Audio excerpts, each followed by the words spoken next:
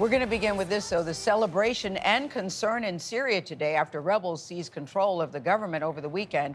You've heard about this, toppling a dictatorship that had been responsible for brutal crimes against the Syrian people. President Biden calls it an historic moment of opportunity as the ousted leader of Syria, that's Bashar al-Assad, fled to Moscow, finding safe haven with his Russian supporters there. Elizabeth Palmer's in Damascus at Syria's capital city with the latest. Elizabeth, good morning. Good morning. I haven't been back to Syria in a decade. It used to be a nightmare of officialdom and bureaucracy to get in here, but today we just breezed across the border. There wasn't an official in sight, just a huge crowd of local men firing their guns in celebration.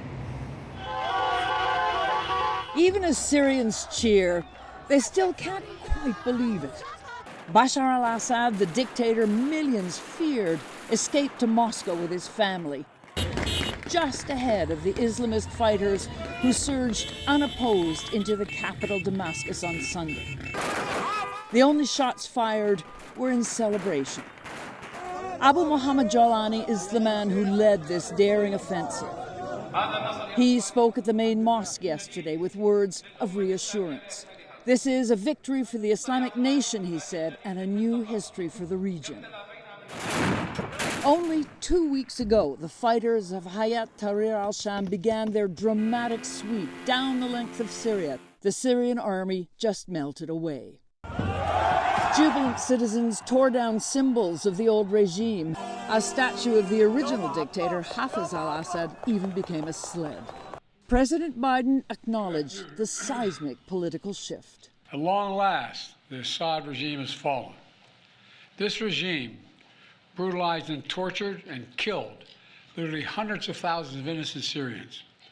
The fall of the regime is a fundamental act of justice. It's a moment of historic opportunity for the long-suffering people of Syria. We've just crossed the Syrian border. Behind me, a crowd of armed men. No way to tell whether they are officially with the rebel group that's taken over here or just armed citizens. But the only gunfire that we're hearing is pure celebration.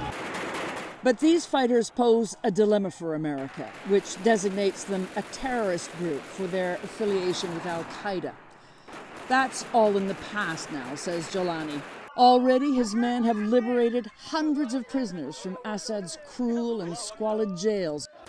No one knows who is actually going to run the country or how, or whether a new wave of repression and reprisal is just around the corner.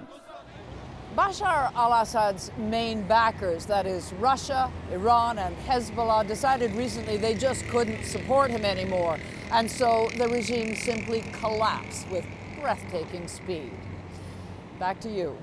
All right, Elizabeth Palmer reporting from Damascus, Syria. We thank you.